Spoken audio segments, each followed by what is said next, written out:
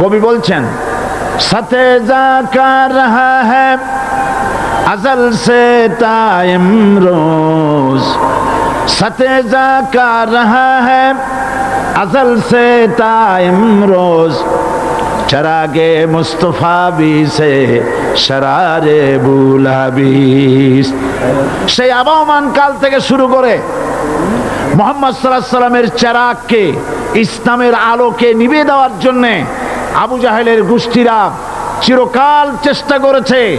আল্লাহ পাক তাদের এই বাতিলের সৃষ্ট টর্নেডো, গর্কি, জলোচ্ছ্বাস, ঘূর্ণিঝড়কে সবকিছু উপেক্ষা করে মুহাম্মদ সাল্লাল্লাহু আলাইহি সাল্লামের ইসলামের আল্লাহর ইসলামের চেরাগকে, বাতিকে জ্বালিয়ে রেখেছেন। জ্বলছে, জ্বলবে, কিয়ামত পর্যন্ত কেউ নিভাতে পারবে না।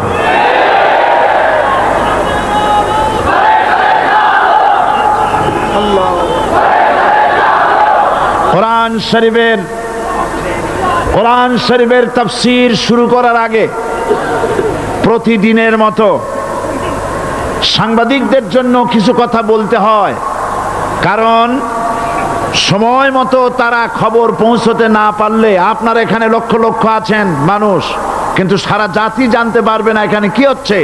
এই জন্য আমি আজকের বক্তৃতায় কি সব কথা আনবো, তাফসীরের মাধ্যমে কি সব কথা আসবে, তার একটা সামারাইজ, তার সার সংক্ষেপ, অর্থাৎ নিউজের হেডলাইন যেমন বলা হয় সেরকম কিছু কথা 2-1 মিনিটে বলেই কোরআন শরীফের তাফসীর শুরু করব। বেমাশিয়াতিল্লাহ, বিইজনিল্লাহ, বেফাদলিল্লাহ। সেই কথাগুলি হচ্ছে এই পৃথিবীতে নবী রাসূলগণের আগমন ঘটেছিল, উদ্দেশ্য ছিল এই আল্লাহর জমিনে আল্লাহর মানুষের উপরে আল্লাহর বিধান কায়েম করা। এটাই ছিল নবীদের আগমনের উদ্দেশ্য। আর শয়তানের আগমনের উদ্দেশ্য ছিল আল্লাহর বিধানের পরিবর্তে ধর্ম নিরপেক্ষ মতবাদ কায়েম করা।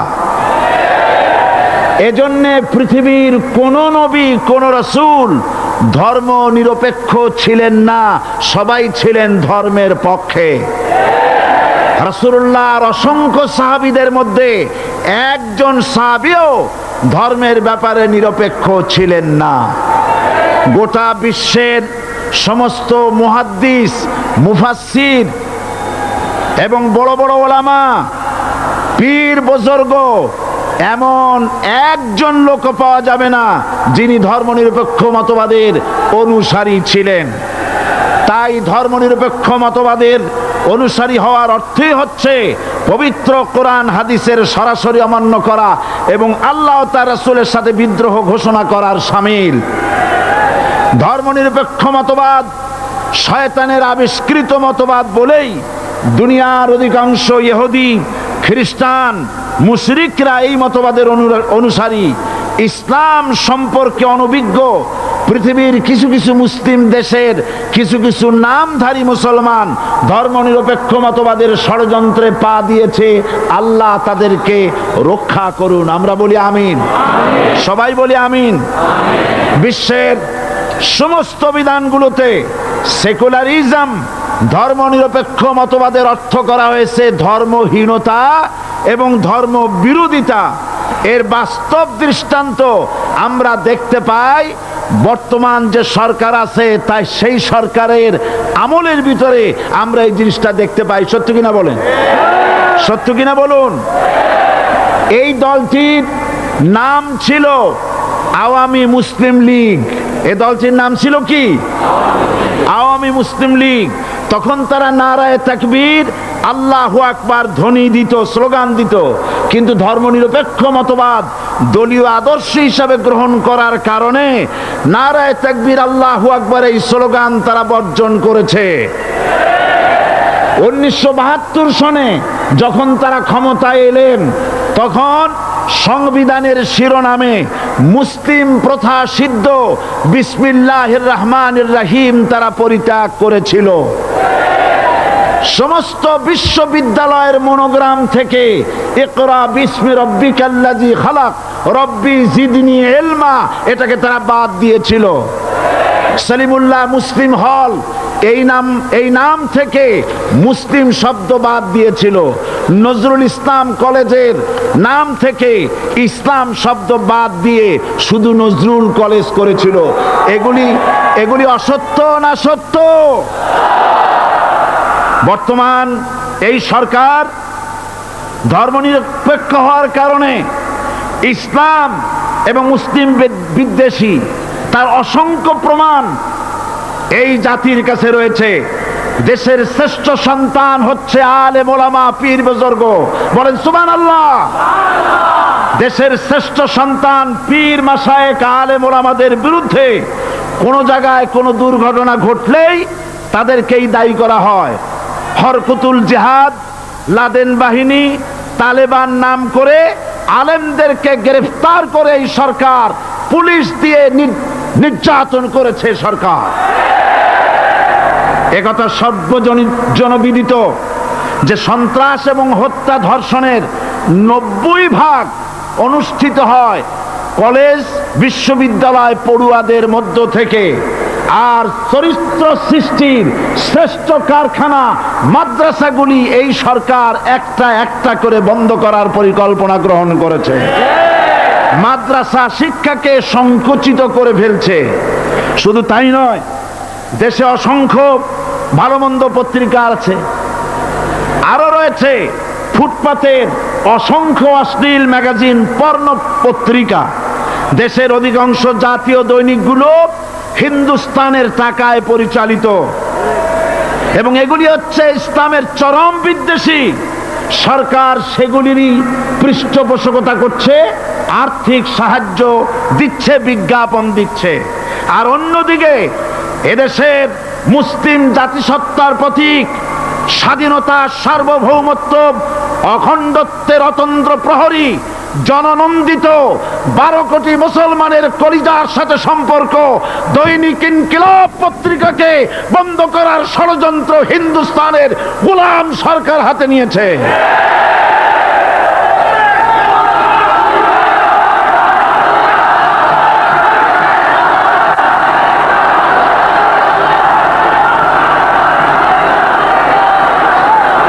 সরকার বস্তুনিষ্ঠ সাংবাদিকতায় ভয় পায়, ইসলামের পক্ষে কথা লিখলে ভয় পায়। এজন্য তারা দৈনিক ইনকিলাব এবং তার পরিবারের গায়ে হাত দেওয়ার প্রস্তুতি নিয়েছে। দৈনিক ইনকিলাবের সম্পাদকের গায়ে যদি হাত দেওয়া হয়, ইনকিলাব যদি বন্ধ করে দেওয়া হয়, সারা বাংলাদেশ অচল হয়ে যাবে।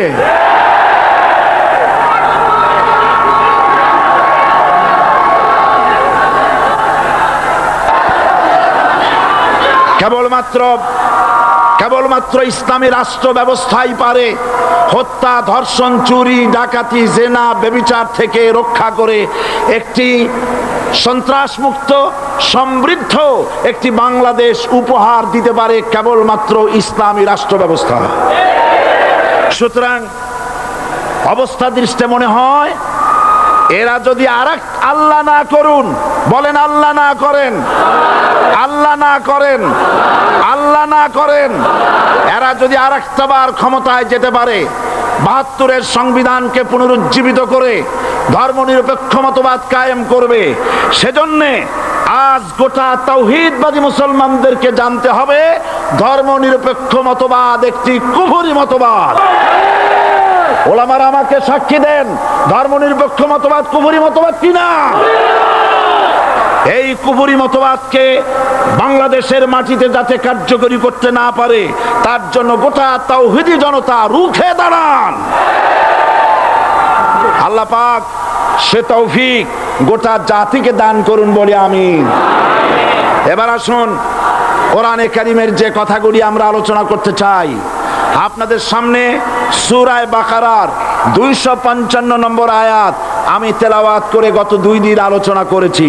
আজকে আসেন সেই যেখান থেকে শেষ করেছিলাম সেখান থেকে আলোচনা শুরু করে যাক।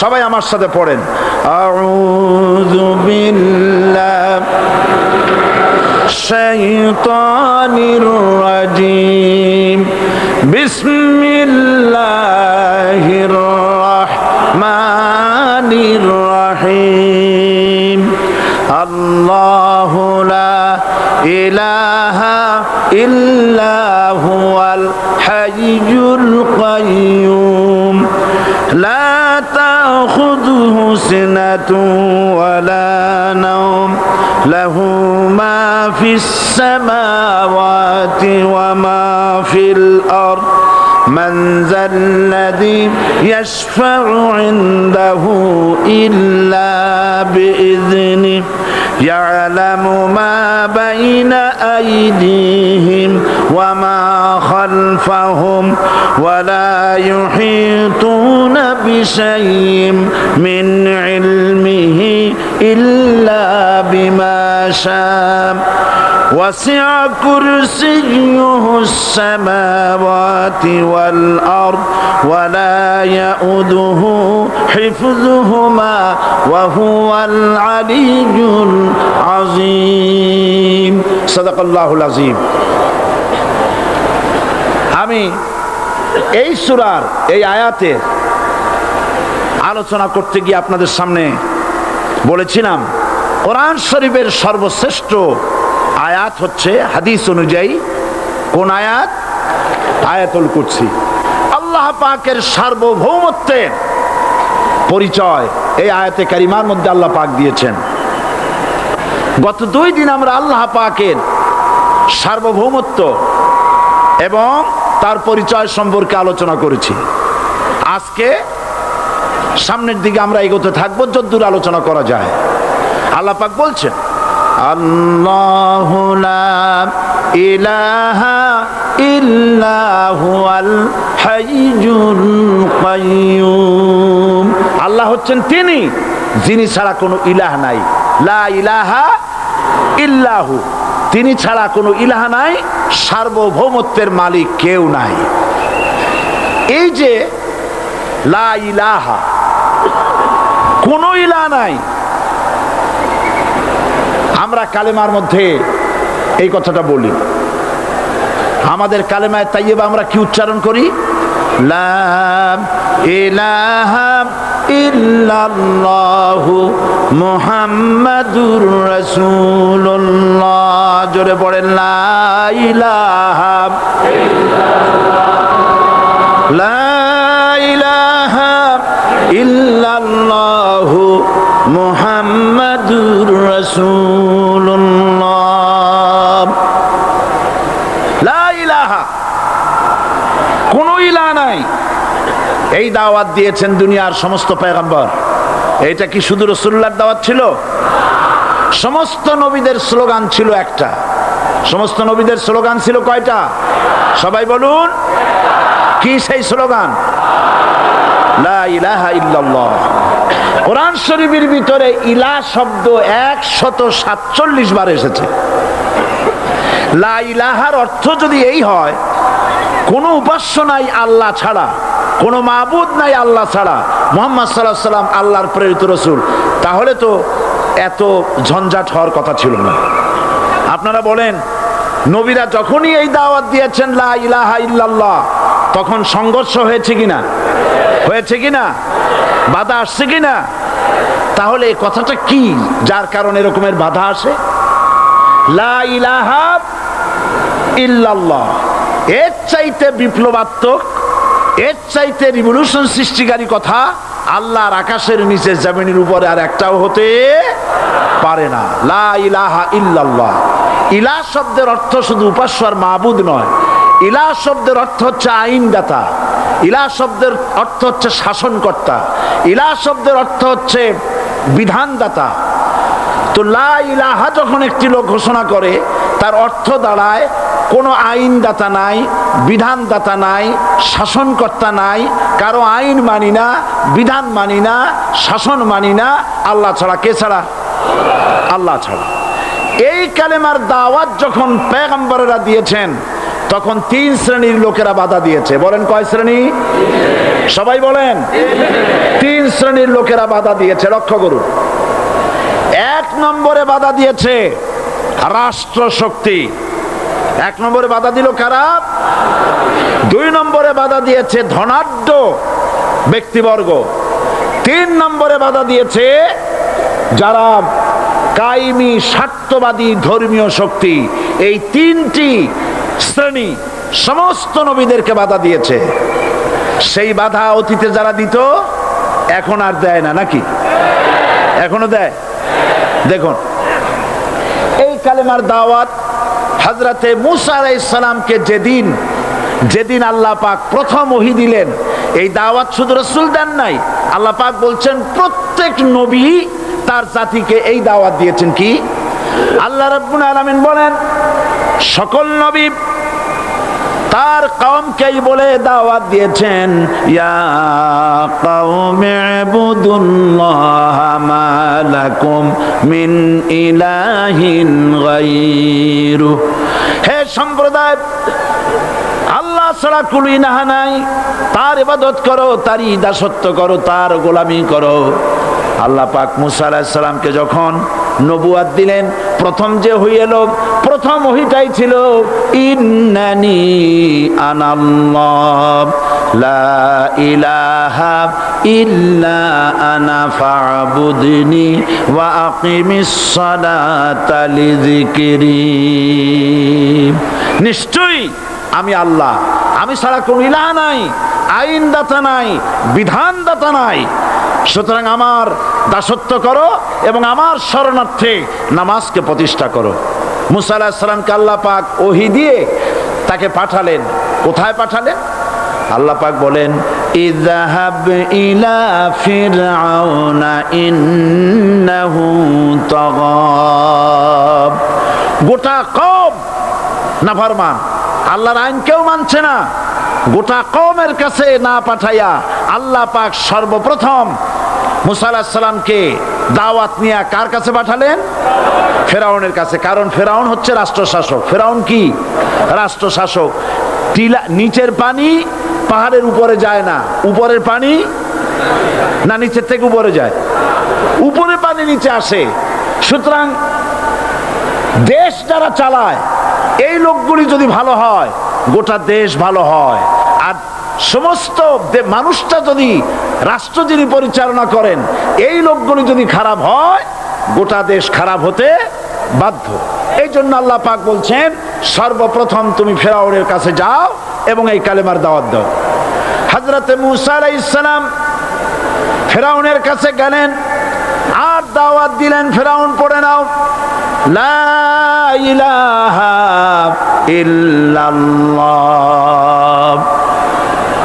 একটি কথা আপনাদের মনে রাখতে হবে, দুনিয়ার কোন ফেরাউন, কোন নমরুদ, কোন সাদ্দাত, কোন হামান কেউ বলে নাই যে আমি আল্লাহ, আমি রাজ্জাক, আমি খালেক, আমি পৃথিবীর সৃষ্টি করেছি। কথা কেউ বলেছে?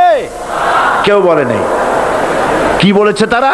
ফেরাউন বলেছে মা আলিমতু লাকুম মিন ইলাহিন গায়রি, আমি তো জানি না আমি ছাড়া আরো কোনো ইলাহ আছে, এ কথা আমার জানা নাই, সুতরাং আমি হচ্ছি ইলাহ আর তুমি বলছো লা ইলাহা।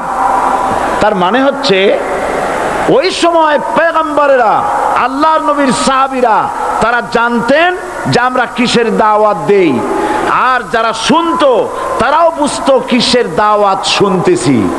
আজ আমার দেশে একই কালেমার দাওয়াত দেওয়া হয়, কিন্তু মানুষেরা বুঝতে পারে না কি শুনতেছি। ভাষা জানার ব্যাপারে, বোঝার ব্যাপারে হলো আসল বিষয়। এটা বুঝাতে গিয়ে আমি মাঝে মধ্যে একটা দৃষ্টান্ত দেই এভাবে। একজনের একটা রেশনের দোকান ছিল, সেই দোকানে তার একটা ময়না পাখি ছিল। আর ময়না পাখিকে কথা শেখানো যায়, সেটা তো আপনারা জানেন। জি, ময়নাকে শিখায়েছে যে লাইন করুন, এক এক করে আসুন। ময়না এই কথা শিখেছে। সকালবেলায় যখন রেশনের দোকানে ভিড় পড়ে গেছে, তখন ওই পাখি খাঁচার মধ্যে বসে বলছে লাইন করুন, এক এক করে আসুন। একদিন খাঁচার দরজা খোলা পেয়ে পাখি উড়ে গিয়ে গাছের ডালে বসেছে। আশেপাশে যত পাখি ছিল তারা চিন্তা করলো এই রকমের পাখি তো কখনো দেখি নেই। ময়না তো দেখতে কাকের মতো না, শালিকের মতো না, দেখতে একটা ভিন্ন রকম। ওরা এসে চতুর্দিক থেকে এই নবান্ত, এই যে নতুন এসেছে, ওরে ঠোকরানো শুরু করেছে চতুর্দিক থেকে। ঠোকরানি খেয়ে ময়না বলতেছে লাইন করুন, এক এক করে আসুন। এখন ময়না তো বোঝে না যে কি বলতেছি। আর যে পাখিরা ঠোকরাচ্ছে তারাও তো বোঝে না যে কি শুনতেছি। ময়না যদি বুঝতো যে আমি কি বলি, সবাই মিলে ঠোকরায়, তাই জান বাঁচে না। লাইন করে ঠোকরাইনি তো কলজে যাবে, সব ঠোঁটে ঠোঁটে চলে আসে, বোঝে নাই। আমাদের অবস্থা তাই হয়েছে। এই যে আপনারা এখানে দাঁড়ায়ছেন কেন? যারা যেখানে দাঁড়ায় বসা মানুষেরা অনুরোধ করে বসায় দেন। এত বড় বিশাল মাহফিলে আপনি দাঁড়ায়া কোনো মানুষকে কষ্ট দিবেন না, জায়েজ নাই। মুসলমানদেরকে কষ্ট দেওয়া কবিরা গুনাহ। বুঝতে পেরেছেন? যে যেখানে দাঁড়িয়েছে আপনারা বসা মানুষেরা তাদেরকে বসায় দেন।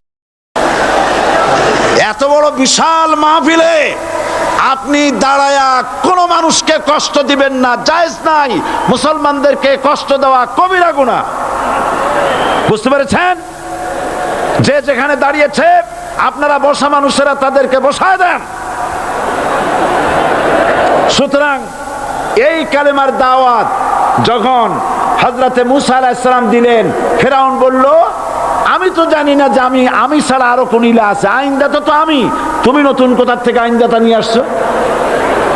ফেরাউন বলছে, দেখো আমারে বাদ দিয়া যদি অন্য কাউকে ইলা বলে তুমি মানো, আর সেই শিক্ষা যদি যে জাতিকে দাও, তাহলে আমি তোমাকে ধরে লাআজআলান্নাকা মিনাল মাসজুনিন, আমি তোমাকে কারারুদ্ধ করব, আমি তোমাকে জেলখানায় ঢুকিয়ে দেব। রাষ্ট্রশক্তি প্রথম বাধা দিল কারা? বলেন সবাই। সেই বাধা কি ওখানে শেষ হয়েছে না এখনো আছে? আছে কিনা জোরে বলেন। আমি তোমাকে জেলখানায় ঢুকাবো। হযরতে মুসা আলাইহিস সালাম বলেন, ফেরাউন রে, জেলের ভয় আমি করি না, আমার কি জেলের ভয় দেখায়া লাভ নাই। আমি আল্লাহ পাকের পয়গম্বর হযরতে মুসা আলাইহিস সালাম। ফেরাউনের দলবল আছে, লোক লস্কর আছে, তার অস্ত্রের অভাব নাই। আল্লাহ রাব্বুল আলামিন মুসা আলাইহিস সালামের কাছে একটা অস্ত্র দিয়া দিলেন। দিছিলেন কিনা? দিছিলেন কিনা? আল্লাহ পাক হযরত মুসা কে বলেছেন, ওয়া মা তিলকা বিয়ামিনিকা ইয়া মুসা, মুসা রে তোমার হাতে ওটা কি? মুসা আলাইহিস সালাম বললেন, এটা লাঠি। আল্লাহ পাক বললেন, ফেলে দাও লাঠি। লাঠি ফালায় দিলেন। কি হয়ে গেল? হিয়া হাইয়াতুন তাসআ, লাঠি হয়ে গেল। এখন লাঠি পড়ে সাপ হয়ে গেল। সাপ দেখে নবী হোক, ওলি হোক, সাহাবী হোক আর আলেম হোক, সাপ দেখলে ভয় করে না মানুষের? মুসা আলাইহিস সালাম ভয় পাইছে। আল্লাহ রাব্বুল আলামিন হযরত মুসাকে শোনায় দিলেন, খুযহা ওয়া লা তাখাফ সানুঈদুহা সিরাতাহাল উলা,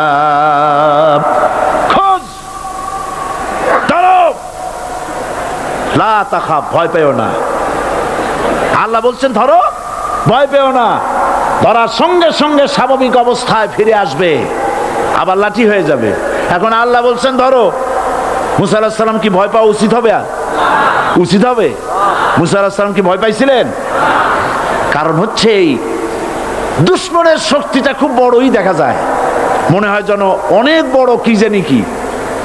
আল্লাহ পাক বলছেন, ইন্না কাইদাশ শায়তানে কানা দাঈফা, শয়তানের চক্রান্ত যতই তুমি মনে করো অনেক ষড়যন্ত্রের জাল বিস্তার হয়ে আছে, আল্লাহ কয় কিছুই না, দাঈফা, অত্যন্ত দুর্বল। আল্লাহ পাক বললেন ধরো। মুসা আলাইহিস সালাম সাপ ধরলেন, সঙ্গে সঙ্গে লাঠি হয়ে গেল। ফেরাউন বরদাস্ত করলো না। রাষ্ট্রশক্তির পক্ষ থেকে আক্রমণ শুরু হলো। অপরাধ কি? মুসা আলাইহিস সালামের অপরাধ কি? কি অপরাধ? মাশাআল্লাহ, বুঝতে পেরেছেন। অপরাধ হচ্ছে তিনি বলেছেন লা ইলাহা, জোরে বলেন লা ইলাহা ইল্লাল্লাহ। এই কালেমাকে আজ আমরা ভিক্ষার বুলি বানাইছি। এটা হলো সার্বভৌমত্বের বুলি, এটা হচ্ছে আল্লাহ পাকের সার্বভৌমত্বের কথা। আজ আমরা মানুষের কাছে আমরা শুনি, মানুষেরা ভিক্ষা চায়, লা ইলাহা ইল্লাল্লাহ, এক মুঠ চাউল দেন, লা ইলাহা ইল্লাল্লাহ 10 খান পাই দেন। এই হচ্ছে কালেমার জিকির। আবার কেউ কেউ জিকির করতেছে লা ইলাহা আস্তে ইল্লাল্লাহ জোরে, এমন জোরে কলব সাফ করে, কলব তাতে থাকলেও পারে গেলেও পারে। এই কালেমার জার এর আঘাত পয়গম্বররা মেরেছেন। হযরতে মুসা আলাইহিস সালাম যখন বলেছেন লা ইলাহা ইল্লাল্লাহ, এই ধাক্কা ফেরাউন বরদাশত করতে পারে নাই। দরিয়ায় নীলের ভিতরে আল্লাহ পাক ডুবাইয়ে শেষ করে দিয়েছেন, দেন নাই? হযরতে মুসা আলাইহিস সালাম তার উম্মতেরা দরিয়ার পাশে বসে দ্বীনি কথাবার্তা বলতেছেন। এমন সময় ফেরাউন, তার শত্রু হচ্ছে মুসা আলাইহিস সালাম। শত্রু কেন? মুসা কি ফেরাউনের পাকা ধানে মই দিয়েছে নাকি? বলেন আপনারা। তার হালের গরু পিটায় মারছে নাকি? অপরাধ হলো তিনি আল্লাহর জমিনে আল্লাহর আইন প্রতিষ্ঠার কথা বলেছেন। এই শুধুমাত্র এই অপরাধে ফেরাউন তার দলবল নিয়ে 3 দিক থেকে আক্রমণ করেছে। মুসা আলাইহিস সালামের উম্মতেরা ভয় পেয়ে গেছেন। তারা বলছেন ইন্না লামুদরাকুন, আমরা পাকড়াও হয়ে গেছি। 3 দিকে সাড়াশি আক্রমণ, 3 দিকে শত্রু, একদিকে দরিয়া, পালাবার রাস্তা আছে? হযরত মুসা আলাইহিস সালাম ভয় পেয়ে গেলেন, সারেন্ডার করলেন না। হযরত মুসা আলাইহিস সালাম বললেন কাল্লা, কখনো নয়, ভয় পাওয়ার কোনো কারণ নাই। রব্বি সায়াহদিন, অবশ্যই আমার রব আমার জন্য রাস্তা করে দিবেন। ভয় পাইও না, আমার রব রাস্তা করে দিবেন। আল্লাহ রাব্বুল আলামিন হযরত মুসা আলাইহিস সালামকে অর্ডার করলেন, হাতের লাঠি দিয়া দরিয়ার উপরে আঘাত করো। হযরতে মুসা আলাইহিস সালাম দরিয়ার উপর আঘাত করলেন।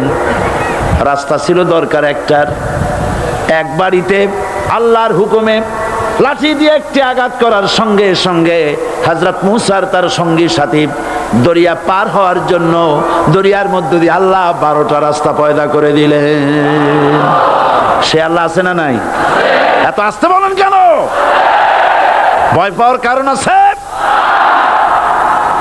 রাষ্ট্র শক্তি বাধা দিয়েছে সমস্ত নবীদেরকে। কেন? নবীদের চরিত্র খারাপ? জোরে বলেন, নবীদের চরিত্র খারাপ? নবীদের চাইতে মাসুম বেগুনাহ উন্নত চরিত্রের মানুষ আল্লাহর আকাশের নিচের জমিনের উপরে আর হয় নাই। তোমরা যে সব নেতাদের পিছনে দৌড়াও, অমুকের সৈনিক, নেতা নেতা করে মরো, এইসব নেতা যাদের পিছনে দৌড়াও, এই নেতাগুলি, আমি জিজ্ঞেস করি আপনাদেরকে, এই নেতাগুলি জীবনে একবারও জেনা করে নাই। এ ব্যাপারে অনুসারীরা আপনারা কি নিশ্চিত? মিথ্যা কথা জীবনেও কয় নাই, প্রতারণা করে নাই, ঠাট্টা করে নাই, বিদ্রুপ করে নাই, মদ খায় নাই, মানুষ হত্যা করে নাই। কিসের নেতা? নেতা হচ্ছেন সেই ব্যক্তি যিনি বলেছেন, ও আমার স্ত্রীরা, ও আমার সাহাবীরা, রাতের আধারে আমার মধ্যে যা আচরণ দেখতে পাও, দিনের আলোতে আমার মধ্যে যা দেখতে পাও, সবগুলি খুলে খুলে মানুষের কাছে বলে দাও। তার নাম বিশ্বনবী মুহাম্মদ রাসূলুল্লাহ সাল্লাল্লাহু আলাইহি ওয়াসাল্লাম।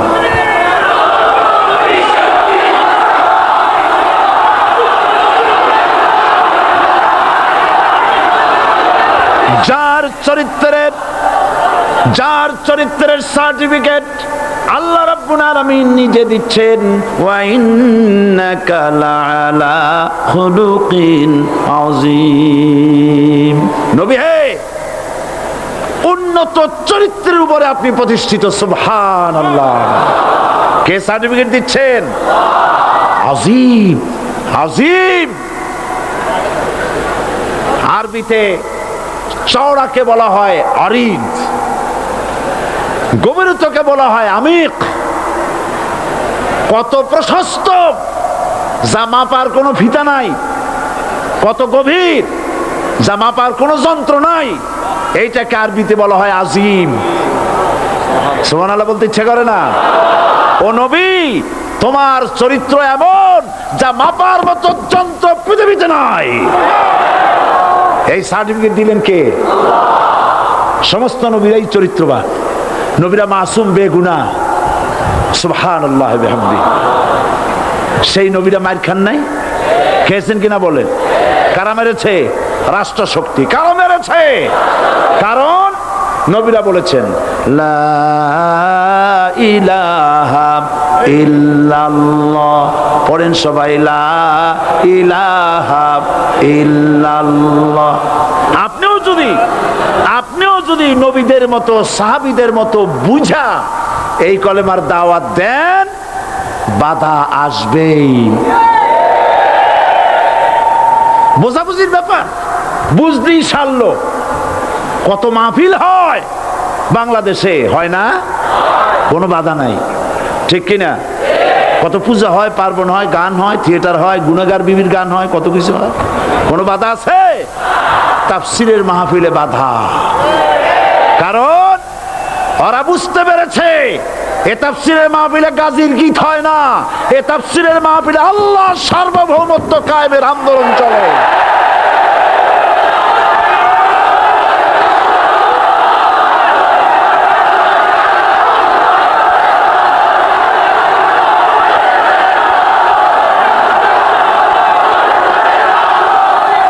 এবার দেখুন, এবার কলেমা বোঝেন, কালেমা বুঝুন। বঙ্গভবনের সামনে দাঁড়ায়া, গণভবনের সামনে দাঁড়িয়ে আপনি যদি কালেমার জিকির করতে থাকেন, লা ইলাহা ইল্লাল্লাহ, লা ইলাহা ইল্লাল্লাহ, লা ইলাহা ইল্লাল্লাহ, লা ইলাহা ইল্লাল্লাহ, 2-1 ঘন্টা, 2-4 ঘন্টা, দেখবেন অফিসাররা এসে বলবে, না জানি কোন খাজা বাবা আসছে, আসেন আসেন, নিয়ে খাইতে দেবে, হাদিয়া দেবে। যেহেতু যিনি পড়তেছেন উনি বোঝেন না কি বলতেছেন, আর যারা দাওয়াত দিয়ে নিয়ে গেল ওরা টের পায় নাই যে কি শুনে দাওয়াত দিতেছে।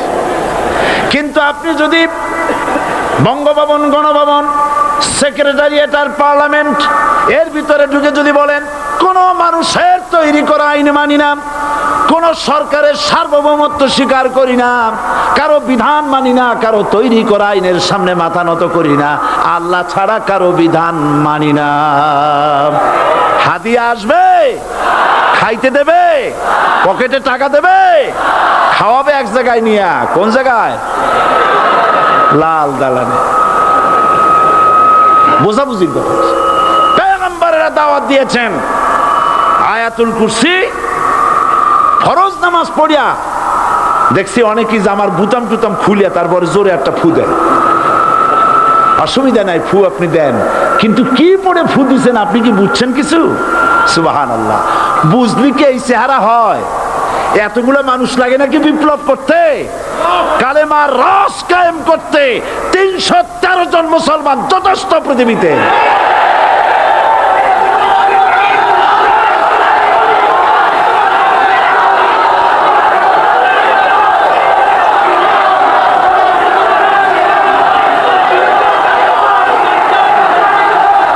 পাক কোরআনে কারীমের মধ্যে আল্লাহ পাক বলেছেন, এমন একজন নবী পাঠাই নাই, ইয়া হাসরাতান আলাল ইবাদ, বান্দার উপরে আফসোস। আহারে, কে বলতেছেন? আমার আল্লাহ। বলেন আমার আল্লাহ, তিনি আফসোস করছেন। আফসোস, একজন পয়গম্বর এমন পাঠাইলাম না, একজন রাসূল পাঠাইলাম না যার সাথে এরা ঠাট্টা করে নাই, বিদ্রুপ করে নাই, পাগল বলে নাই, মারে নাই।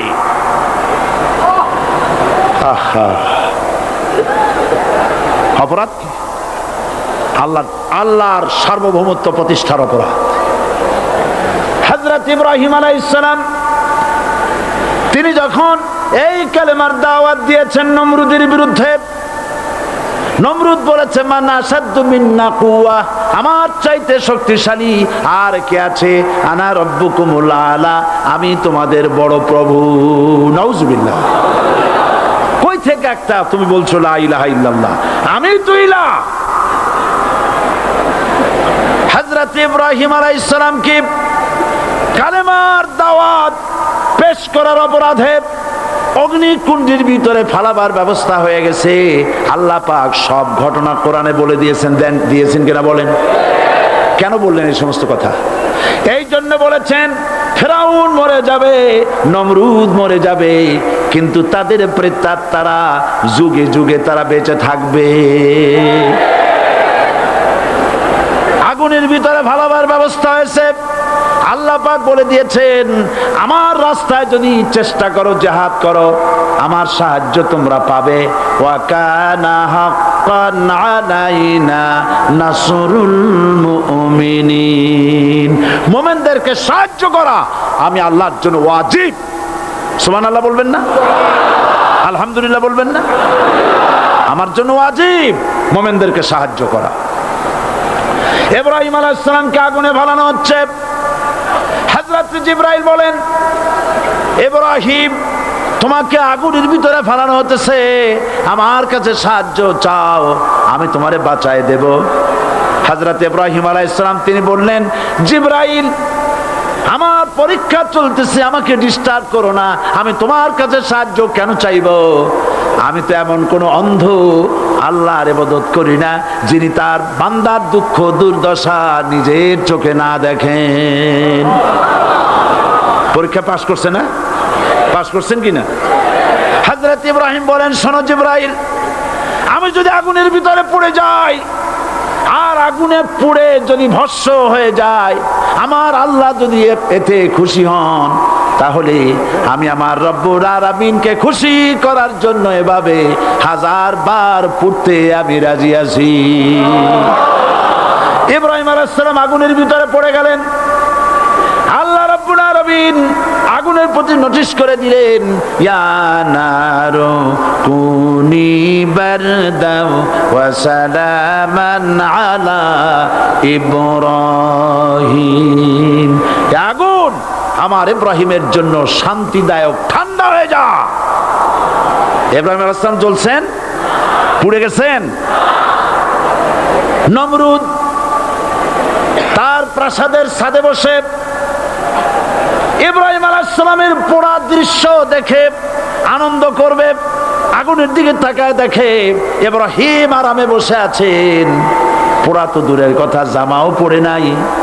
ও ডাক দিয়া বলে রে আগুন, গোটা জাতি নিয়ে তোর পূজা করলাম, আমার দুশমন কেন জ্বালাইতে পারিস না? তোর জ্বালানো শক্তি কি নষ্ট হয়ে গেছে নাকি? আগুনের ভিতর থেকে আওয়াজ বেরিয়ে এলো নমরুদ, আমার ভিতরে দাহ্য শক্তি জ্বালানো শক্তি আছে কি নাই যদি প্রমাণ করতে চাও, টেস্ট করতে চাও, তুই নিজে আয়, তোরে সুদ্ধা তাম দুনিয়া জ্বালাই দিতে পারি, ইব্রাহিমের এক গাছা পশম জ্বালাইতে পারি না। বিশ্বকবি আল্লামা ইকবাল কি সুন্দর করে বলেছেন, আজ ভি হো जो इब्राहिम का ईमान पैदा आग कर सकती है एक अंदाज़े गुलिस्तां पैदा। ইব্রাহিমের ঈমান যদি আজও কোথাও হয় বিদ্যমান, করতে পারেন অগ্নিকুণ্ডে খুবসুরত এক গুলিস্তান। এখনো যদি ইব্রাহিমের সন্তানদেরকে আগুনের মধ্যে ফেলে দেওয়া হয়, আর ইব্রাহিম ঈমান যদি থাকে, আগুনকে ফুলের বাগান বানাবার ক্ষমতা আল্লাহর আছে। চিরকাল আল্লাহ পাক এই কালেমাকে দিয়েছেন আল্লাহর সার্বভৌমত্বকে প্রতিষ্ঠা করার জন্য। আয়াতুল কুরসি শুধু পড়ে বুকে ভিউ দেওয়ার জন্য নয়। পড়েন আমার সাথে, আল্লাহু লা ইলাহা ইল্লাহু আল হাইয়ুল কাইয়্যুম। দুনিয়ার সমস্ত পয়গম্বর অত্যাচারিত হলেন, শুধু তাই নয়, বিশ্ব নবী আখেরি জামানার পয়গম্বর নবী মুহাম্মদ রাসূলুল্লাহ সাল্লাল্লাহু আলাইহি ওয়াসাল্লাম জাতির কাছে আসলেন। তিনি এসে বললেন ইয়া আইয়ুহান নাস কুলু লা ইলাহা ইল্লাল্লাহ। প্রথম দাওয়া শুনছেন কথা? রাসূলুল্লাহ বলছেন, ও জাতি, আমার রাসূল তো মক্কার রাসূল না শুধু, মদিনার রাসূল না শুধু, আরবি ভাষা ভাষীদের রাসূল না শুধু, আমার নবী কি নবী? চিল্লায় বলেন।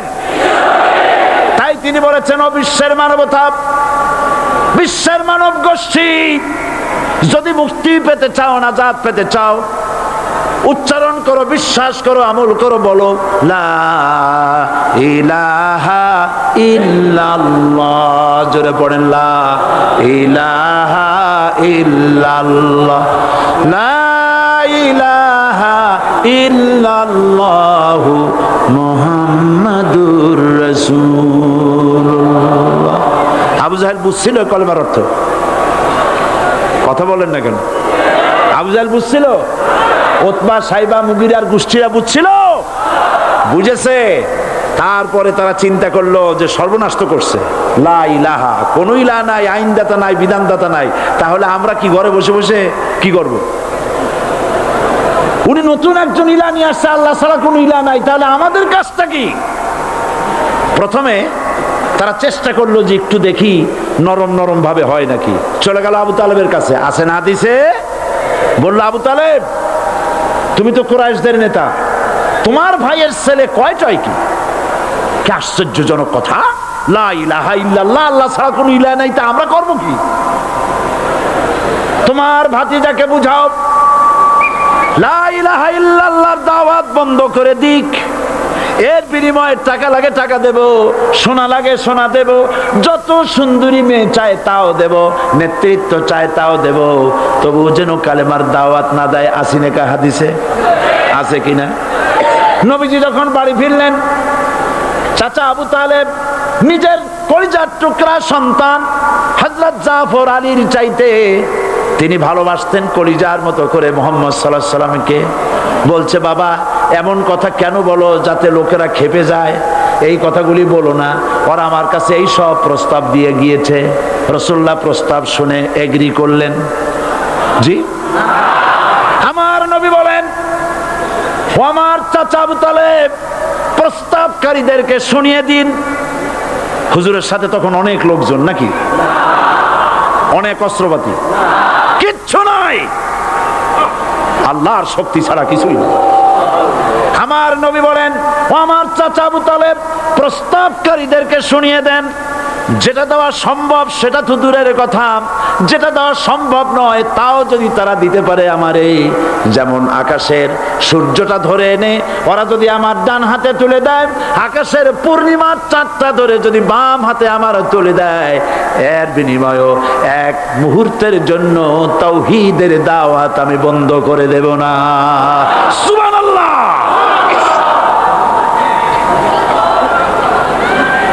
রাসূল করিম সাল্লাল্লাহু আলাইহি ওয়াসাল্লাম তাদের এই প্রস্তাবকে যখন গ্রহণ করলো না, কাফেরেরা বুঝলো। আমি আগেই বলেছি 3 শ্রেণীর লোক বাধা দিয়েছে। কয় শ্রেণী? প্রথম শ্রেণী কি? রাষ্ট্র শক্তি, তাদের হাতে অস্ত্রপাতি তো খুব শক্তি, আর যারা একবার ক্ষমতায় যায় ওরা মনে করে এই ক্ষমতা থেকে আমাদেরকে কেউ নামাইতে পারবে না। বিংশ শতকের শ্রেষ্ঠ মুজাদ্দিদ আল্লামা সৈয়দ আবুদুল্লাহ মওদুদী রাহমাতুল্লাহ আলাইহি তিনি এক জায়গায় লিখেছেন, স্বৈরাচারীরা তার পতনের সমস্ত ছিদ্র বন্ধ করে, কিন্তু একটা ছিদ্র বন্ধ করতে পারে না, মনের ভুলে সে ছিদ্রটা থেকেই যায়, যেই ছিদ্র দিয়ে আসলে তার পতনটা হবে। ক্ষমতায় গিয়ে মনে করে চিরকাল ক্ষমতায় থাকবো। ভারতের প্রধানমন্ত্রী পণ্ডিত জওয়াহরলাল নেহেরু রাঁচি পাগলাগারদে গিয়েছেন, মেন্টাল হসপিটাল। পাগলেরা নেহেরুকে দেখে আশ্চর্য হয়ে গেছে, এত সুন্দর মানুষ, মাথায় কিস্তি টুপি, গায়ে শেরওয়ানি, মুসলমানি ড্রেসই আলাদা, যদিও তিনি হিন্দু ছিলেন, পরেছেন মুসলমানি ড্রেস। শেরওয়ানি কাদের পোশাক? কাদের পোশাক? হাতে ছড়ি নিয়ে হাঁটা, স্টাইল করে, সুন্দর পাজামা, সুন্দর টুপি, সুন্দর সাজসজ্জা করে, মুসলমানদের ড্রেস। এই ড্রেস পরে তিনি গিয়েছেন, সবসময় যে ড্রেস তিনি পরতেন। পাগলেরা জিজ্ঞেস করছে, তুমি কে গো? উনি বলছেন, আমারে চেনো নাই? আমি ভারতের প্রধানমন্ত্রী পণ্ডিত জওয়াহরলাল নেহেরু। পাগলেরা বলছে, ও সেই কথা। আমরাও যখন এই হসপিটালে আসছিলাম এই তোমার মতো লম্বা লম্বা কথা আমরাও বলছি, থাকো আমাদের সাথে কিছুদিন, তোমার মাথাও ঠান্ডা হয়ে যাবে। ক্ষমতায় যারা থাকে, ক্ষমতার মোহে চতুর্দিকে অন্ধকার দেখে, মনে করে আমার পতন আর হবে না। কিন্তু তোমাকে বুঝিবে যে গোকুলে বাড়ি শেষে। গাড়ির চাকা সব সময় উপরে থাকে না। গাড়ির চাকা সব সময় উপরে থাকলে গাড়ি তো চলবেই না। গাড়ির চাকা ঘোরে বলেই তো গাড়ি চলে। সুতরাং এই উপরে তোমার চাকা উপরে এখন আছে বলে, তোমার দলের চাকা উপরে আছে বলে যারা মানুষের উপরে জুলুম করছো, আলেমদেরকে ধরতেছো, মুসল্লিদেরকে ধরে ধরে জেলে ঢুকাচ্ছ, সময় আসবে এমন ইন্দুরের গর্ত অপমানা পালাবার জন্য।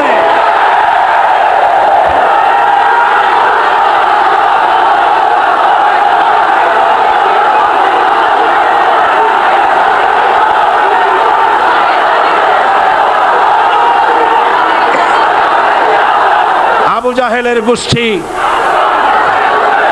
জাহেলের গোষ্ঠী মনে করেছে সোজা আঙ্গুলে ঘি যখন উঠলো না, আঙ্গুল বাঁকা করতে হবে। শুরু হয়ে গেল অত্যাচার, শুরু হয়েছে না? হযরত সুমাইয়া রাদিয়াল্লাহু তাআলা আনহা কি নির্মম ভাবে, নিষ্ঠুর ভাবে তাকে শহীদ করা হলো। খাব্বাব, খুবাইব, হযরতে খাব্বাব রাদিয়াল্লাহু তাআলা আনহুকে দেখে হযরত ওমর একদিন বলছিলেন, খাব্বাব তোমার পিঠে এত গর্ত কেন? এত গর্তওয়ালা পিঠ আর এত চিকুন কোমর আমি তো জীবনেও দেখিনি। হযরতে খাব্বাব বলেছেন, ওমর জানো না, ইসলাম কবুল করার অপরাধে, কালেমা পড়ার অপরাধে কাফির বেঈমানেরা আমাকে মারধর করেছে। যখন আমি তাদের মারে কালেমা ছাড়ি নাই, তখন আগুন জ্বালায়া আগুনের আংটার উপরে, আংটা আগুনের উপরে আমাকে চিৎ করে শোয়ায়া, আমি যেন নড়াচড়া করতে না পারি সেজন্য আমার বুকের উপরে পাথর চাপা দিয়া রেখেছে। আগুনে গোশত পুড়ে পুড়ে আগুন ভিতরে ঢুকেছে, গায়ের রক্ত আর চর্বি গলে গলে পড়ে আগুনগুলো নিবেছে। ওই পিঠে যে গর্ত হয়েছে আজও পর্যন্ত সেই গর্ত মিটে যায় নাই। হযরত খাব্বাব রাদিয়াল্লাহু তাআলা আনহু বলছেন, বুখারী শরীফে হাদিসে ভাবে এসেছে, ওয়ান খাব্বাব বিন আরিত রাদিয়াল্লাহু তাআলা আনহু আন্নাহু ক্বাল শাকাউনা ইলা রাসূলিল্লাহি সাল্লাল্লাহু আলাইহি ওয়াসাল্লাম ওয়া হুয়া মুতাওয়াসসাদুন বুরদাতুন লাহু ফি জিল্লিল কাবা। আমি গেলাম রাসূলুল্লাহর কাছে, যে দেখি হুজুর বাইতুল্লাহ শরীফের ছায়ায় আরাম ফরমাচ্ছেন। আমি কাছে গিয়ে বললাম, আলা তাস্তানসিরু লানা আলা তাদউ লানা ইয়া রাসূলুল্লাহ। হে রাসূল, আপনি কি আমাদের জন্য দোয়া করবেন না? আপনি কি আমাদের জন্য আল্লাহর কাছে সাহায্য প্রার্থনা করবেন না? মার খেয়ে খেয়ে তো শেষ হয়ে গেলাম। শুনতেছেন আপনারা? আল্লাহর নবী উঠে বসলেন, বললেন, খাব্বাব শোনো, তোমাদের আগে যারা এই পৃথিবীতে এসেছিলেন দ্বীনের দাওয়াত দেওয়ার জন্য, সমকালীন রাষ্ট্র শক্তি তাদেরকে ধরতো, ফায়ুখাজুর রাজুলু ফায়ুহফারু লাহু ফিল আরদ, তার জন্য তারে ধরে নিয়ে মাটির মধ্যে গর্ত করত, ফায়ুজআলু ফিহা, এরপরে সেই গর্তের ভিতরে তাকে কোমর পর্যন্ত গেড়ে দিত। সুম্মা ইউতা বিল মানশার, এরপরে করাত আনা হতো, ফায়ুদাউ আলা রাসিহি, এরপরে করাতটা মাথার উপরে রাখা হতো, ফায়ুজআলু নিসফাইন, এরপরে করাত দিয়া চিরে চিরে জীবিত মানুষটাকে দ্বিখণ্ডিত করে ফেলে দিত। মা ইয়াসুদ্দুহু যালিকা আন দীনি, এত কষ্ট দেওয়ার পরেও, এত জুলুম করার পরেও দ্বীনের দায়ীদেরকে এক চুল পরিমাণ আল্লাহর রাস্তা থেকে তারা সরাই দিতে পারে নাই। ওয়াল্লাহি, ও খাব্বাব, আমি আমার আল্লাহর নামে কসম করি। ও মুসলমান, কে কসম করতেছে? আল্লাহ রাসূল। আমি আমার আল্লাহর নামে কসম করি, ওয়াল্লাহি লা ইউতাম্মান্নাল্লাহু হাযাল আমর হাত্তা ইয়াসির রাকিবু মিন সানা ইলা হাযরামাউত। সেদিন বেশি দূরে নয়, ইয়েমেনের রাজধানী সানা থেকে শুরু করে সৌদি আরবের হাযরামাউত পর্যন্ত হাজার হাজার মাইল, এই দীর্ঘ পথে যুবতী নারী তার সৌন্দর্যের পশ্চা নিয়া, আর ধনাঢ্য ব্যক্তিরা সওদাগরেরা তাদের টাকা পয়সা নিয়া একাকে নিয়ে অথবা দলবদ্ধ ভাবে মানুষেরা যাতায়াত করবে। লা ইয়াখাফু ইল্লাল্লাহ, মানুষের মনের মধ্যে কোনো ভয় থাকবে না। এমন একটা সময় আসবে, ওয়ালাকিন্নাকুম তাস্তাজিলুন, অথচ তোমরা বড্ড তাড়াহুড়ো করছো। তাড়াহুড়ো করো না, অপেক্ষা করো, ধৈর্য ধরো, মার খাও, জেলে যাও, শহীদ হও, আল্লাহর রাজ কায়েম হবেই হবে।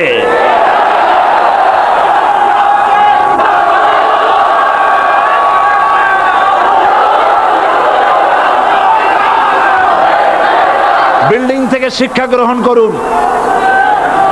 বিল্ডিং, ইমারত, দালান থেকে শিক্ষা গ্রহণ করুন। এই যেটা দালান আছে না পাশে, দেখতে পাচ্ছেন? এই দালান কি দিয়ে তৈরি করা হয়েছে বলেন? ইট। সমস্ত ইটেরা যদি ধর্মঘট করত, আমরা কেউ মাটির তলায় যাব না, কেউ আমরা আগুনে পুড়ে ঝামা হব না, পিক হব না, কেউ আমরা টুকরা টুকরা হব না, সবাই থাকবো উপরে উপরে, তাহলে কি দালান হইতো নাকি? এই বিল্ডিং নির্মাণ করতে গিয়া ইটের যে স্যাক্রিফাইস, হাজার হাজার ইটকে পিক হতে হয়েছে, পুড়ে যেতে হয়েছে, খোয়া হতে হয়েছে, ভেঙে টুকরা টুকরা হয়ে 50 ফিট মাটির নিচে যেতে হয়েছে, তারপরে ইমারত গঠন হয়েছে, সুন্দর দালান তৈরি হয়েছে। যারা ইসলামী শাসন চান, আল্লাহর দ্বীনকে বিজয়ী দেখতে চান, তাদেরকে অসংখ্য মানুষকে পোড়াইটের মতো জেলখানায় পুড়ে পুড়ে মরতে হবে, অসংখ্য মানুষকে ফাঁসির কাস্তে ঝুলতে হবে, গায়ের রক্ত দিতে হবে, শহীদ হতে হবে, তারপরে ইসলামের ইমারতটা কায়েম হয়ে যাবে। শায়ের কবি কি সুন্দর করে বলছেন, কবি সুন্দর করে বলছেন, ये शहादत गाहे उल्फत में कदम रखना, ये शहादत गाहे उल्फत में कदम रखना, लोग समझते हैं आसा है मुसलमान होना। মানুষেরা মনে করে মুসলমান হওয়া খুব সহজ জিনিস। না, মুসলমান হওয়ার অর্থ হলো শাহাদাতের ঈদগাহে শামিল হয়ে যাওয়া।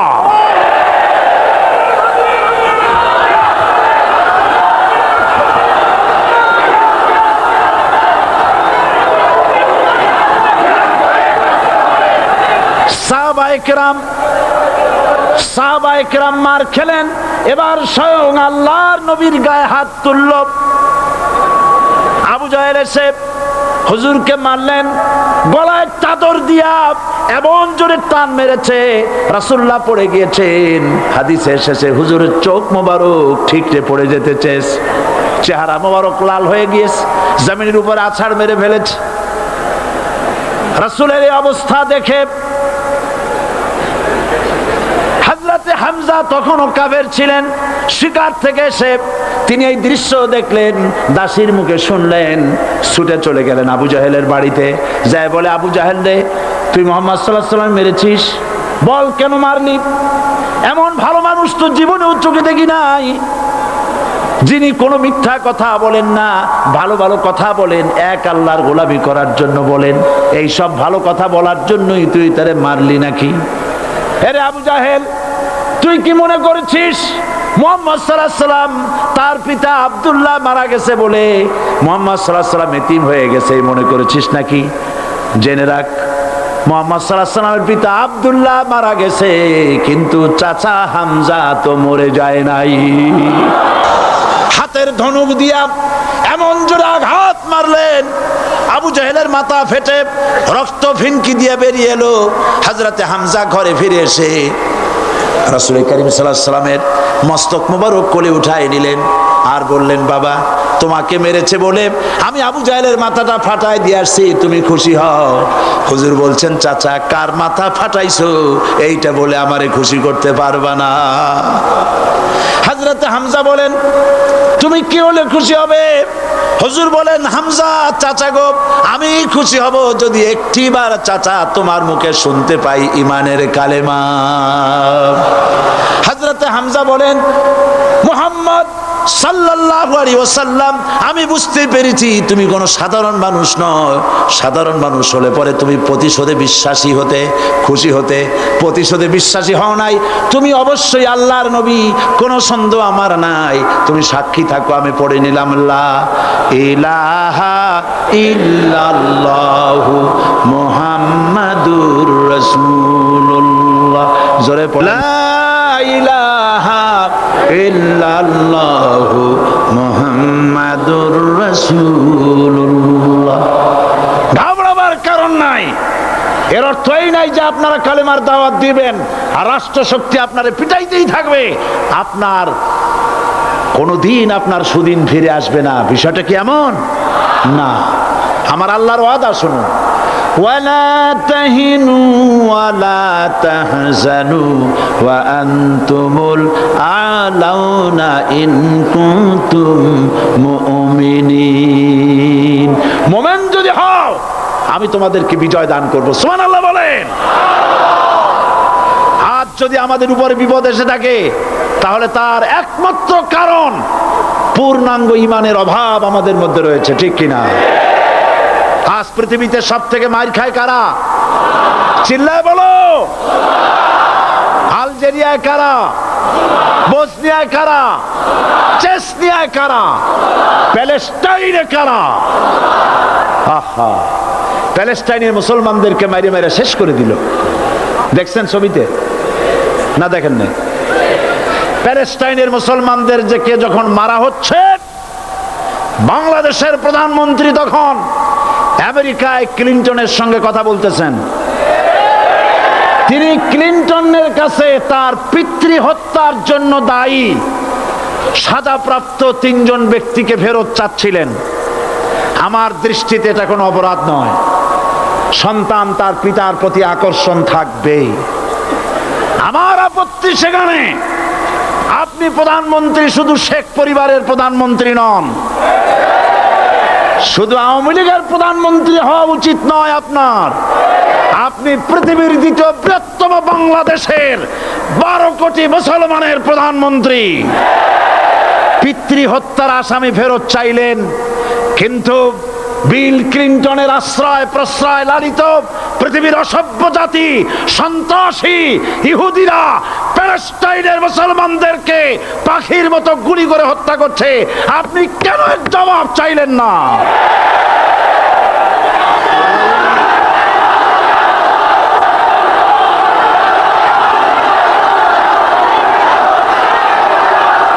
জবাব জবাব আপনি চাইতে পারবেন না, কারণ মুনাফিকদের সাহস হয় না, সাহস হয় মুমিন ব্যক্তি। বিল ক্লিনটনকে বলা দরকার ছিল, এই ইসরায়েলকে তোমরাই বসিয়েছো, মধ্যপ্রাচ্যের বিষ ফোড়ায় পরিণত করেছো তোমরা। তবে হ্যাঁ, যুরিবাত আলাইহিমুয যিল্লাতু ওয়াল মাসকানা ওয়া বাউ বিগাদাবিন মিনাল্লাহ। আল্লাহর গজব আসবে, ইহুদিরা পৃথিবী থেকে নিশ্চিহ্ন হবেই হবে ইনশাআল্লাহ। দেখেছেন তাকাইয়া প্যালেস্টাইনে ইসরায়েলিরা হেলিকপ্টার, গানশিপ, কামান, বোমা নিক্ষেপ করছে, আর প্যালেস্টাইনের শিশু কিশোর যুবকেরা ইহুদিদের নিক্ষিপ্ত বোমা আর কামানের মোকাবেলা করতেছে পাথর দিয়ে।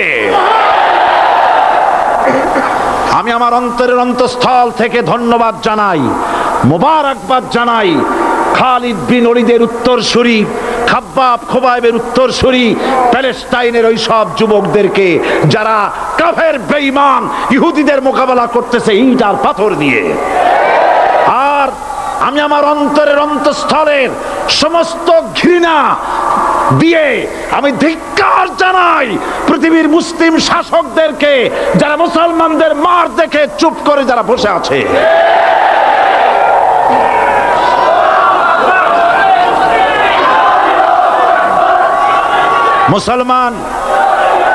মুসলমান যদি মুসলমানের মতো হয়, 10 জন যথেষ্ট। কয়জন যথেষ্ট? কোথায় আছে কথা? আল্লাহ পাক কোরআন শরীফের মধ্যে বলেছেন, একজন যদি হও ইমানদার মুত্তাকি 10 জনের উপরে বিজয়ী হবে। 10 জন যদি হও 100-র উপরে বিজয়ী হবে, 100 যদি হও 1000-এর উপরে বিজয়ী করব। জোরে বলেন সুবহানাল্লাহ। কবি বলতেছেন ফিজায়ে বদরে পয়দা কুন ফেরেশতে তেরি নুসরত কো উতার সকতে গর্দু সে কতর অন্দর কতর আবি। বদরের মুসলমানদের মতো ঈমান আনো, তাহলে আকাশ থেকে কাতারে কাতারে ফেরেশতা নাজিল করে দিয়ে আল্লাহ পাক তোমাদেরকে সাহায্য করবেন। সুবহানাল্লাহ। সে আল্লাহ আছে না নাই? জোরে বলেন আছে না নাই?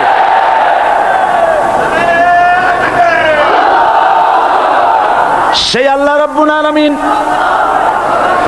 কোরআনে কারীমের ভিতরে আয়াতুল কুরসির মধ্যে বলে দিয়েছেন আল্লাহু লা ইলাহা ইল্লা হুয়াল হাইয়ুল কাইয়্যুম। প্রাণ খুলে সবাই পড়েন, বসা মানুষ দাঁড়ানো মানুষ। আল্লাহু লা ইলাহা ইল্লা হুয়াল হাইয়ুল কাইয়্যুম। আল্লাহ রাব্বুল আলামিন, তিনি ছাড়া কোনো ইলাহ নাই, তিনি সার্বভৌমত্বের মালিক, কেউ নাই আল্লাহ ছাড়া। এই কথা মানুষকে ঘোষণা করতে হবে। বাধা, এই কথা বললেই বাধা দেবে কয় শ্রেণীর লোক? 3 শ্রেণী। প্রথম শ্রেণী হচ্ছে কে? রাষ্ট্রশক্তি। আজও তারা বাধা দিচ্ছে। আল্লাহর আইন দিয়ে দেশ চালাও, তারা তাদের মন মর্জি মোতাবেক আইন দিয়ে দেশ চালাবে। আল্লাহ পাক বলছেন আলা আলাহুল খালকু ওয়াল আমরু, সৃষ্টি যার, আইন চলবে তা। কারো বাবার আইন চলতে পারে না, নিজেদের তৈরি করা আইন চলবে না। ইনিল হুকমু ইল্লা লিল্লাহ, একমাত্র আইন চলবে কার? এই আইন রাসূল করিম সাল্লাল্লাহু আলাইহি ওয়াসাল্লাম মদিনায় কোরআন দিয়ে প্রতিষ্ঠিত করেছিলেন। আল্লাহর বিধান, আল্লাহর সার্বভৌমত্ব কায়েম করেছিলেন। কোরআন সংবিধান হলো, চুরি বন্ধ হলো, ডাকাতি বন্ধ হলো, জেনা বন্ধ হলো, হত্যা বন্ধ হলো, ধর্ষণ বন্ধ হলো, সব কিছু বন্ধ হয়ে গিয়ে মুসলমানেরা শান্তি লাভ করলো, পৃথিবীর মানুষ শান্তি লাভ করলো। সুবহানাল্লাহ বিহামদিহি। আজ মুসলমানেরা শত্রু চেনে না, বন্ধু চেনে না। বন্ধুকে বানায়েছে শত্রু, শত্রুকে বানায়েছে বন্ধু। কে বন্ধু কে শত্রু চিনাই দিবেন কে? আল্লাহ। বলেন কে দিবেন? আল্লাহ রাব্বুল আলামিন কোরআনে কারীমের মধ্যে পরিষ্কার করে বলেছেন লাতাজিদান্না শাদ্দান নাসি আদাওয়াতান লিল্লাযিনা আমানুল ইয়াহুদা ওয়াল্লাযিনা আশরাকু। আল্লাহ পাক বলছেন হে রাসূল, মানুষের ভিতরে 2টা শ্রেণী মুমিনদের জন্য সব থেকে জঘন্য দুশমন। কয়টা শ্রেণী? 2টা। একটা হলো ইহুদ আর একটা হলো মুশরিক। একটা হলো ইহুদি আর একটা হলো মুশরিক। এটা হলো তোমাদের দুশমন। আর আজ আমাদের দেশে, পৃথিবীর বিভিন্ন দেশে মুসলমানেরা মুশরিকদের সঙ্গে সম্প্রীতি বাড়াচ্ছে, মুসলমানদের সাথে শত্রুতা বাড়াচ্ছে। আজ আমার দেশে পূজা পার্বণে বাধা নাই। পূজা পার্বণে বাধা আছে? পূজা পার্বণে বাধা নাই। বাধা কোথায়? কোরআন শরীফের তাফসীর মাহফিলে। কোরআনের তাফসীরের মাহফিলে বাধা দেওয়া হচ্ছে। গান বাজনায় 144 ধারা নাই, কিন্তু কোরআন শরীফের মাহফিলে 144 ধারা দেওয়া হচ্ছে। যারা দিচ্ছে তারা আবার ওমরাও করে, হজও করে। ওরা আমাদের বলে আমরা নাকি ধর্মের নামে রাজনীতি করি। বলে না আমরা নাকি ধর্মের নামে রাজনীতি করি। আমি বলি ধর্মের নামে আমরা রাজনীতি করি না, আমরা ধর্মীয় রাজনীতি করি। কথাটা বুঝে আসছে কিনা? ধর্মের নামে রাজনীতি তো সেই ব্যক্তি করে 1996 সনের নির্বাচনের আগে যিনি মাথায় পট্টি বেঁধেছিলেন, যিনি শপথ গ্রহণের সময় হাতে তসবিহ পড়েছিলেন। ধর্মের নামে রাজনীতি তিনি করেছেন। আজ অনেকগুলি ডিগ্রি পেয়েছেন তিনি, অনেকগুলি ডিগ্রি পেয়েছেন। কয়টা? মুখস্থ হয়ে গেছে আপনাদের। শকুনেরা, শকুন যদি গরুর গোশত কিনে খাওয়া লাগতো, 80 টাকা কেজি দরে শকুনে এত গোশত কিনে খাইতে পারতো না। লেখাপড়া করে যদি ডিগ্রি নেওয়া লাগতো, এত ডিগ্রি কপালে জুটতো না। পয়সা দিয়া ম্যানেজ করা ডিগ্রি, কিন্তু 9টা নিলে কি হবে? আসল ডিগ্রিটা এখনো বাকি আছে। আসল ডিগ্রি কোনটা? নির্বাচনের আগে পট্টি বেঁধে তসবিহ নিয়ে গোটা জাতিকে যে সফলভাবে প্রতারণা করতে আপনি পেরেছিলেন মহা প্রতারক হিসেবে, সেই ডিগ্রি আগামী নির্বাচনের মোক্ষম সময় জনগণ আপনার গলায় পরায় দেবে।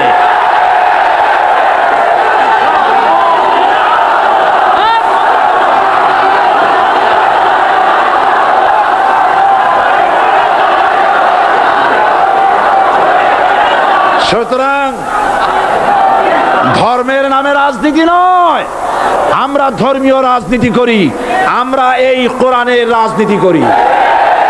এই কোরআন নিয়ে বাঁচতে চাই, এই কোরআন নিয়ে মরতে চাই। এই কোরআন থেকে আমাদেরকে বিচ্ছিন্ন করতে চায় কাফের, বেঈমান, মুশরিকেরা। ও আমার জাতি, কোরআন থেকে যারা বিচ্ছিন্ন করতে চায়, তোমরা কি তাদের বিরুদ্ধে জিহাদের জন্য প্রস্তুত থাকবে?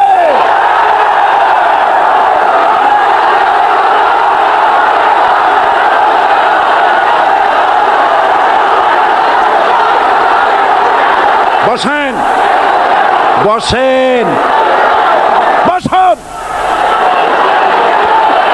বসেন, বসেন। আমি বুঝতে পেরেছি বিষয়টা কি। আসরের পরের থেকে বসা তো, সুযোগ পাইয়া খাড়া হইয়া কোমর সোজা করলেন। বসেন, সবাই বসেন। কোমর সোজা হয়ে গেছে, বসেন। এত বড় মাহফিল, জীবনে আর একটা পাবো নিশ্চয়তা আছে কি? জোরে বলেন, আছে? আজ আমাকে কথা বলতেই হবে ইনশাআল্লাহ, কারণ আগামীতে আবার আপনাদের সাথে দেখা হবে কিনা আমি জানি না। কথা বলতেই হবে। বসেন, কেউ দাঁড়িয়ে থাকবেন না। আমি দেখতে পাচ্ছি বাংলাদেশের ভাগ্য আকাশে উত্তর গগনে কালো মেঘ জমা হয়েছে। ঝড়ের পূর্বাভাস লক্ষ্য করছি। যদি মোকাবেলা করতে না পারেন সক্ষম ভাবে, এমন অন্ধকার গাঢ় কালো অমাবস্যার রাত আসতে পারে যার সুবে সাদেক হওয়া অসম্ভব। সুতরাং আপনারা কি কাপুরুষের মতো কাফের মুশরিকদের গোলামি করে মরতে চান? বিড়ালের মতো 500 বছর বেঁচে থাকার কোনো লাভ নাই।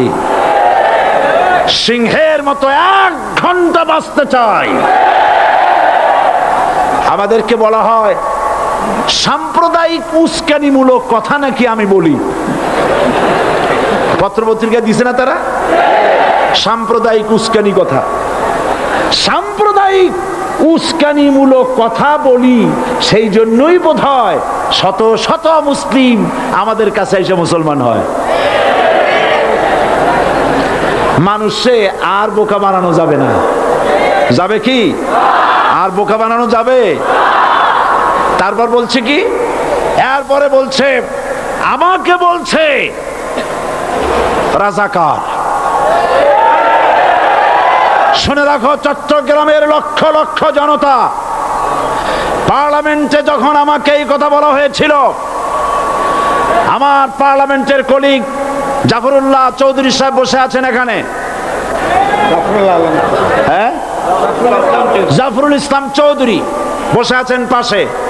প্রধানমন্ত্রী সুদ্ধা, অন্তত 3 শতাধিক পার্লামেন্টের সম্মানিত সদস্যরা সেদিন বসা। 1997 সনের বাজেট বক্তৃতা যখন আমি করতেছিলাম, ডক্টর কুদরতে খোদা, নাম রাখছে কুদরতে খোদা, আসলে গজবে খোদা। এ লোকটি নাস্তিক, ইসলামের চূড়ান্ত দুশমন। তার প্রণীত শিক্ষা ব্যবস্থার যখন সমালোচনা করছিলাম, ট্রেজারি বেঞ্চ থেকে আমাকে বলা হলো রাজাকার। আমি আমার সমস্ত শক্তি একত্রিত করে বলেছিলাম, শুধুমাত্র হিন্দুস্তানের রাজাকারেরাই আমাকে রাজাকার বলতে পারে। আমি বলেছিলাম 1973 সন পর্যন্ত আমি বাংলাদেশের কোন রাজনৈতিক দলের নেতা এবং কর্মী ছিলাম না। আমি রাজাকার নই। আমাকে রাজাকার বলে যদি তাকেও প্রমাণ করতে না পারে 10 কোটি টাকার মানহানি মামলা দায়ের করব। আমার এই বক্তব্য সারা দুনিয়া শুনেছে। পার্লামেন্টে আমার এই বক্তব্য রেকর্ড হয়ে আছে। সেদিন 3 শতাধিক পার্লামেন্ট মেম্বারের কেউ আমার চ্যালেঞ্জ গ্রহণ করেন নাই। যে কোনো ব্যক্তি পার্লামেন্টে গিয়ে আমার বক্তৃতা দেখে আসতে পারেন। এরপরে 1997 সনের 7ই অক্টোবর দৈনিক জনকণ্ঠ পত্রিকা যখন আমার বিরুদ্ধে লিখল, সেই পত্রিকায় সাঈদীর ওপেন চ্যালেঞ্জ 8ম পাতা, 1997 7ই অক্টোবর, এত বড় 2 কলামে হেডিং। সেখানে আমি বলেছি, বাংলাদেশের সকল সাংবাদিক, গোয়েন্দা বিভাগ, বাংলাদেশের সকল বুদ্ধিজীবীকে আমি আমার পিরোজপুরে আমন্ত্রণ করছি। আমার উপস্থিতিতে যদি কেউ প্রমাণ করতে পারে বাংলাদেশের স্বাধীনতা যুদ্ধের বিরুদ্ধে আমার কোনো ভূমিকা ছিল, সজ্ঞানে স্বেচ্ছায় জাতীয় সংসদের সদস্য পদ থেকে পদত্যাগ করব। 3 বছর পার হয়ে গেছে, আজ পর্যন্ত কেউ এই চ্যালেঞ্জের মোকাবেলা করে নাই। সুতরাং আমাকে যারা রাজাকার বলবে তারা পিতৃ পরিচয়হীন অবৈধ সন্তান। 1971 সনের, শোনো মুসলমানেরা, 1971 সনের কোন কাদা সাঈদীর গায়ে লাগে নাই। আমাকে রাজাকার বলে জনগণ থেকে বিচ্ছিন্ন করবা। জনগণ থেকে আমারে বিচ্ছিন্ন করা যাবে না, কারণ এই জনগণ আমার জন্য আসে না, এই জনগণ আসে আল্লাহর কোরআনের জন্য।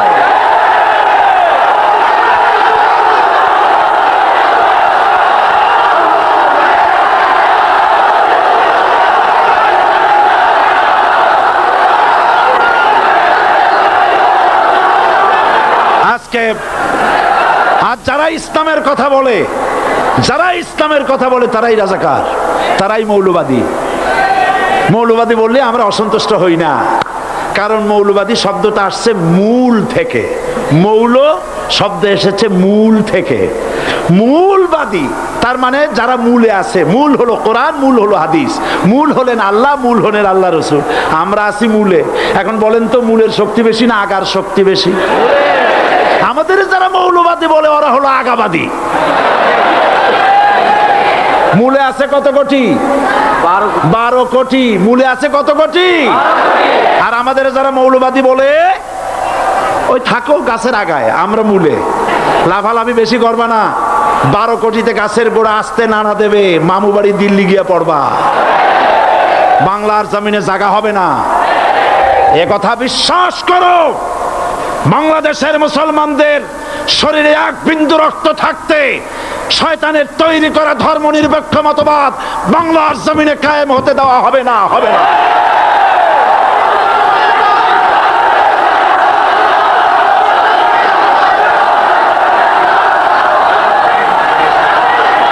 রাসূল করিম সাল্লাল্লাহু আলাইহি ওয়াসাল্লাম কোরআন প্রতিষ্ঠার জন্য আন্দোলন করেছিলেন।